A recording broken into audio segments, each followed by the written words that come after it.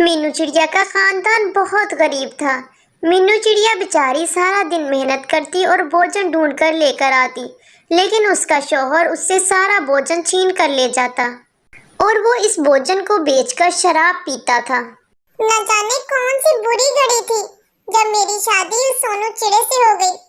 वो तो पूरा नशेई है, नशेई। इसे तो बिल्कुल भी किसी की फिक्र नहीं है और ना ही इसे ये फिक्र है कि अगर ये सारा भोजन बेचकर शराब पी लेगा तो इसके बच्चे और मैं भूखी मर जाऊंगी। मम्मा, मुझे बहुत भूख लग रही है, कुछ खाने को दे दो ना। बेटा, आज हमें भूखा ही सोना पड़ेगा क्योंकि जो मैं भोजन ढूंढ कर लेकर आई थी वो तुम्हारा बाप छीन कर ले गया है मुझसे। फिर मीनू चिड़िया जैसे तैसे करके अपने बच्चे को भूखा ही सुला देती है और खुद भी भूखी सो जाती है। अगली सुबह मीनू चिड़िया को बहुत गुस्सा आ रहा होता है। आज जरा इन्हें घर आने दो, मैं आज इसको नहीं छोड़ूंगी। फिर सोनू चिड़ा नशे में धुत होकर घर वापस आता है। मीनू चिड़िया, आज मुझे बहुत भूख लग रही है, चलो जल्दी करो और मेरे लिए कुछ खाने को लेकर आओ। आप मुझसे भोजन तो ऐसे मांग रही हैं जैसे मेरे पास भोजन के खेत हों। कल रात तो सारा भोजन छीन कर ले गए थे आप मुझसे। अब मेरे पास खाने के लिए कुछ नहीं बचा। मैं और मेरा बच्चा कल से भूखे बैठे हुए हैं, हमने कुछ भी नहीं खाया। अब आपको ये नशे की आदत छोड़नी पड़ेगी। मीनू चिड़िया की बात सुनकर सोनू चिड़े को बहुत गुस्सा आ जाता है। बस मीनू चिड़िया, बहुत हो गया। अगर मैं सारा दिन नशा करता रहता हूँ या भोजन ढूंढकर नहीं लेकर आता तो इसका मतलब ये नहीं है कि तुम मुझे बातें सुनाओ। अगर तुमने इससे एक लफ्ज भी आगे बोला तो मैं तुम्हें और तुम्हारे बच्चे को इस घोंसले से बाहर निकाल दूंगा। मीनू चिड़िया सोनू चिड़े की बात सुनकर डर जाती है और चुप हो जाती है। अगले दिन मीनू चिड़िया कुछ अच्छा सा भोजन ढूंढ कर लेकर आती है। बेटा, जल्दी जल्दी से भोजन खा लो, इससे पहले कि तुम्हारे पापा आ जाएं। इसी तरह मीनू चिड़िया अपने बच्चों का पेट भर देती है।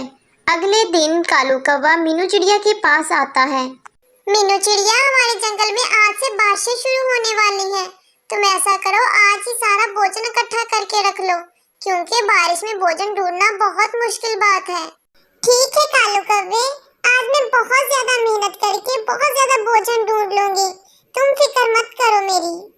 फिर मीनू चिड़िया और कालू कौवा भोजन ढूंढने चल पड़ते हैं।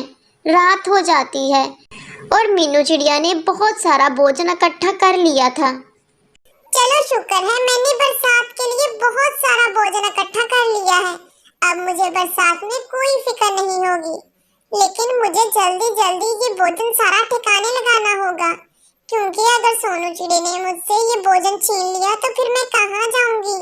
मीनू चिड़िया की सारी बातें पीछे बैठा सोनू चिड़ा सुन लेता है। वाह मीनू चिड़िया, मुझे अंदाजा नहीं था कि तुम इतनी चालाक निकलोगी, लेकिन तुम सोनू चिड़े को उल्लू नहीं बना सकती। अब जल्दी से ये सारा भोजन मुझे दे दो।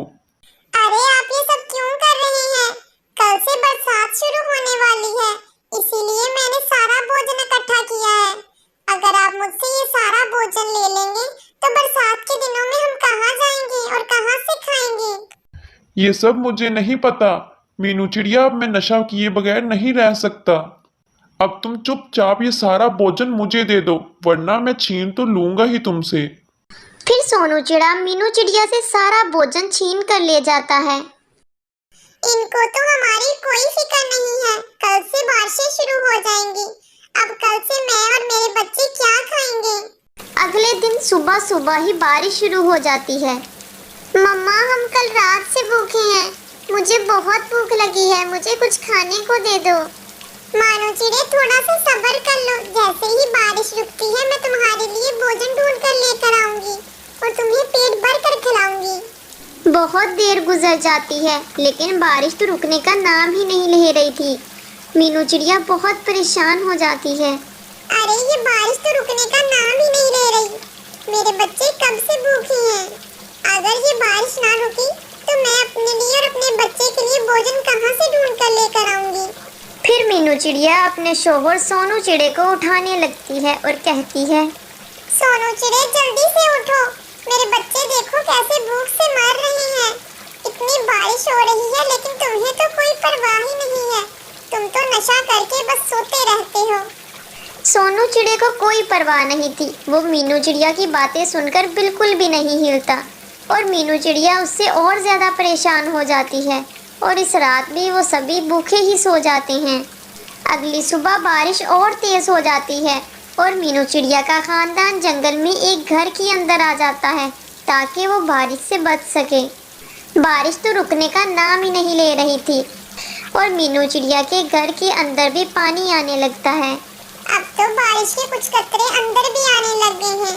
मुझे लगता है घर की छत टूट गई है। अब तो मेरे बच्चे भी भीग जाएंगे। अगर मेरे घोंसले की तरह इस घर में भी पानी आ गया तो मैं अपने बच्चे को लेकर कहाँ जाऊंगी? मीनू चिड़िया और उसका बच्चा बहुत परेशानी का सामना कर रहा था। कुछ देर बाद उनके घर में भी पानी भर जाता है। घर में पानी होने की वजह से सोनू चिड़ा भी बहुत परेशान हो जाता है। ये क्या हो गया? ये तो घर में सारा पानी ही पानी हो गया है। मेरा खानदान कितनी मुश्किल में है। मीनू चिड़िया ठीक कहती थी कि बरसात शुरू होने वाली है, लेकिन मैंने उसकी एक नहीं सुनी। अगर बारिशें ना रुकी और पानी ऐसे ही बढ़ता गया तो मैं और मेरे बच्चे और मेरी बीवी डूबकर मर जाएंगे। मीनू चिड़िया, मुझे नहीं पता था कि इतनी बारिश होने लगेगी। मुझे डर है कि अगर बारिश और ज़्यादा हो गई और पानी ना रुका तो हम मर जाएंगे।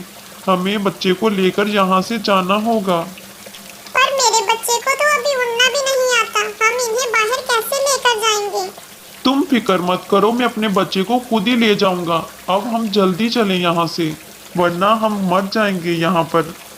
फिर मीनू चिड़िया और सोनू चिड़ा अपने बच्चे को लेकर वहाँ से निकल जाते हैं। फिर मीनू चिड़िया और सोनू चिड़ा अपने बच्चे को लेकर एक पेड़ पर बैठ जाते हैं। मीनू चिड़िया, मुझे माफ़ कर दो। मुझे पता है मेरी वजह से तुम सब बहुत मुश्किल में हो और तुम सब ने कुछ नहीं खाया। बहुत भूखे हो तुम लोग। मैंने आपको माफ किया, लेकिन हमें कुछ तो करना ही होगा ना, वरना इतनी तेज बारिश में हमारा बच्चा मर जाएगा। आप जल्दी से कुछ करें। मीनू चिड़िया, मुझे कुछ समझ नहीं आ रहा मैं क्या करूं। अब तो हमारा जो पुराने वाला घोंसला था वो भी पानी से भर गया है और छाता भी कहीं उड़ गया होगा। मुझे याद आया, जब मैं बहुत छोटी थी ना, हमारे जंगल में बहुत बारिश हुई थी, तो मेरी माँ ने हमारे घोंसले में केले के छिलके लगा दिए थे, जिससे हमारे घोंसले में बारिश का पानी नहीं आया था। आप भी ऐसा ही करें, क्या पता हमारे घोंसले में ऐसे पानी ना आए।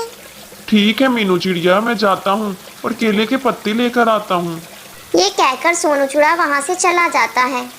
फिर सोनू चिड़ा केले के बड़े बड़े पत्ते लेकर आता है और उसे उस पेड़ पर ऊपर लगा देता है ताकि उसके ऊपर पानी ना पड़े। मम्मा, मुझे बहुत भूख लगी है। अब मुझसे भूख बर्दाश्त नहीं हो रही। मुझे कुछ खाना है। सुने, हमारे बच्चे कैसे भूख से तड़प रहे हैं और मुझे भी बहुत भूख लगी हुई है। बारिशें तो रुकने का नाम ही नहीं ले रही। अब बारिश रुकेगी तो मैं फिर ही भोजन ढूंढने जाऊंगी ना। इस बारिश में मैं कैसे भोजन तलाश करूंगी? मीनू चिड़िया की बात सुनकर सोनू चिड़ा थोड़ा परेशान हो जाता है। तभी इसके जहन में एक ख्याल आता है। मीनू चिड़िया, मैंने बहुत सारा नशा एक पेड़ के नीचे रखा हुआ है। मैं ऐसा करता हूँ, वो सारा नशा बेच देता हूँ और उससे अपने लिए भोजन ले आता हूँ। ये तो बहुत अच्छी बात है। आप फौरन जाएं और जाकर वो नशा बेच आएं और उससे अपने लिए भोजन लेकर आएं। तो सोनू चिड़ा फौरन से वहाँ से उड़ जाता है और उस पेड़ के पास चला जाता है जहाँ उसने इतना ज़्यादा नशा जमा किया हुआ था। फिर थोड़ी देर बाद वो नशा बेचकर बहुत सारा भोजन उठाकर घर आ जाता है।